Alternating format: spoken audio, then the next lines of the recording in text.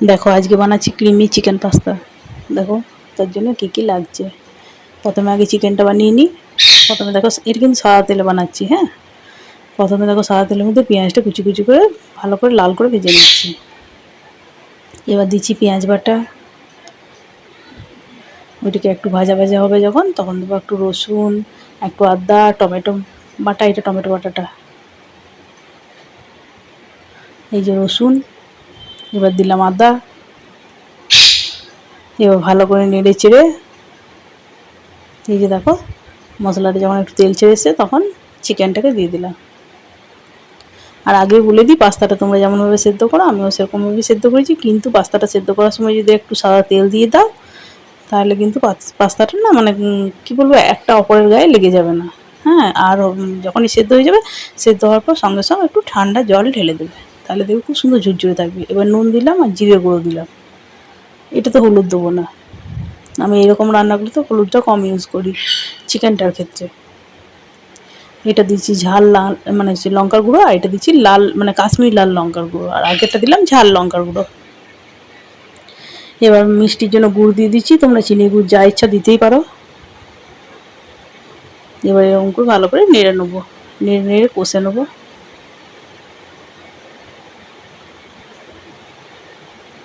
খুব ইজি অথচ খুবই টেস্টি। একবার বানিয়ে দেখো বাড়িতে, খুব সুন্দর খেতে, মানে অসম্ভব সুন্দর টেস্ট। এবার টমেটো সস দিয়ে দিলাম। এখানে টমেটো সসটা একটু বেশি দিয়েছি, মোটামুটি 3 চামচ মতো টমেটো সস দেবেন।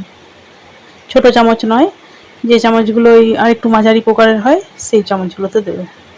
যদি মাঝারি মানে মিডিয়ামে ছোটো মতো হয় তাহলে কিন্তু 4 চামচ মতো দেবে। এটা একটু মানে কী বলবো, মানে স্পাইসি হবে তো, সেই ক্ষেত্রে রান্নাটাতে চিকেনটা একটু আলাদা, মানে এটা যেহেতু তোমার পাস্তাতে অ্যাড হবে, এমনি চিকেন তো নয়, মানে যে কষা এমনি করা হচ্ছে তা। আর ওইটা দিলাম তোমার চিকেন মশলা দিয়ে, মশলাটাকে ভালো করে এমনি করে কষিয়ে নিতে হবে। কষে কষেই সেদ্ধ হয়ে যাবে, জল দেওয়ার কোনো প্রয়োজনই হবে না। ঢাকা দিয়ে দিয়ে হালকা আঁচে বারবার করে নেড়ে চেড়ে কষতেই থাকবে।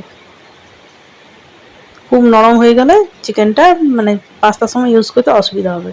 এবার দেখো আলাদা কড়াইয়ের মধ্যে আমি সাদা তেল দিয়ে পেঁয়াজটাকে ভালো করে ভেজে নিচ্ছি।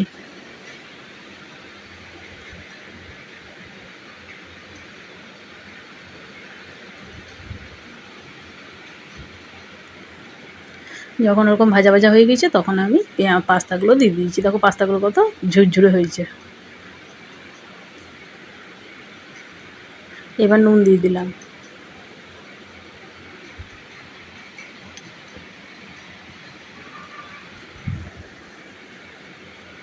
এবার আবার টমেটো সস দিয়ে দিচ্ছি পাস্তাতে। তবে আর একটু লাগবে, এটুকুতে হবে না, কারণ অনেকটা পাস্তা আমার, কড়াইটা আমার অনেক বড়।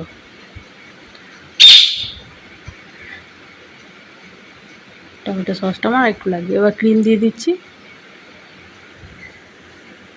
এই যে দেখো ক্রিমটা দিয়ে দিলাম, যে কোনো আমুলের ফ্রেশ ক্রিম ইউজ করতে পারো।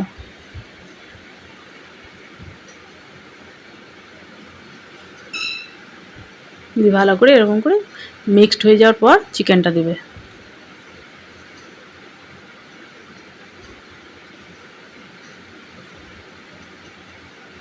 তবে চিকেনগুলো অবশ্যই বোনলেস নেবে, তাহলে গলায় লেগে যাওয়ার চান্স কম থাকবে। এবার দেখো সস দিয়ে দিলাম আর একটু আন্দাজ মতো মিষ্টি দিয়ে দিলাম, কারণ এটাতে নুন ঝাল মিষ্টি সবই কিন্তু খুবই ভালো থাকতে হবে, তবে স্পাইসি লাগবে। এবার এটা দিচ্ছি তোমার কাশ্মীরি লাল লঙ্কারগুলো, এটা কিন্তু ঝাল লঙ্কারগুলো নয়, এটাতে কালারটা ভালো হবে বলে এটা দিয়েছি। এবার দিচ্ছি কাঁচা লঙ্কা, যার যেমন প্রয়োজন সে সেরকম দিতে পারো। এবার শেষে দিচ্ছি তোমার ম্যাগি মশলা 1 প্যাকেট। আমার 1 প্যাকেট লেগেছে, তোমরা যেমন আন্দাজ করবে সেরকম দেখে নাও। আমার অনেক বড় কড়াই বলে আমার 1 প্যাকেট লেগেছে, ফুল প্যাকেট আমি ম্যাগি মশলা দিয়েছি।